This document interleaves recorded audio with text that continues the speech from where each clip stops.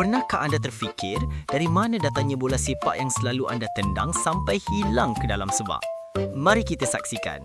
Segalanya bermula dengan kain kanvas dan sapuan gam latex. Proses melapis ini dibuat dengan teliti, jauh lebih rapi daripada rutin penjagaan wajah mahal anda setiap malam. Kain-kain ini kemudiannya dijemur di bawah panas mentari, sama seperti menjemur harapan untuk kenaikan gaji di tempat kerja. Proses ini perlukan masa dan kesabaran yang tinggi. Apabila sudah kering sempurna, tiba masa untuk dipotong.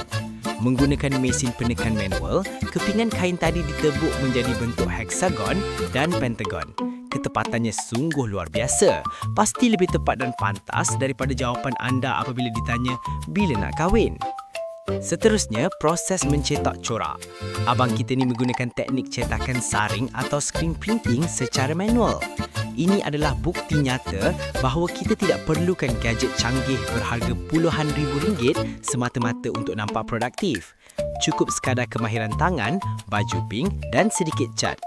Lirik kiri, lirik kanan, siap logo yang bergaya. Seterusnya, kepingan-kepingan tagi mula dijahit. Laju betul mesin tu menjahit kepingan demi kepingan selaju mulut makcik bawang menyebarkan cerita di kenduri kahwin. Bahagian paling memuaskan adalah bila bola yang dijahit terbalik ini diterbalikkan semula ke bentuk asal menggunakan sebatang besi. Sekelip mata rupa dia berubah, macam kawan yang tiba-tiba tak kenal kita bila dia dah kaya.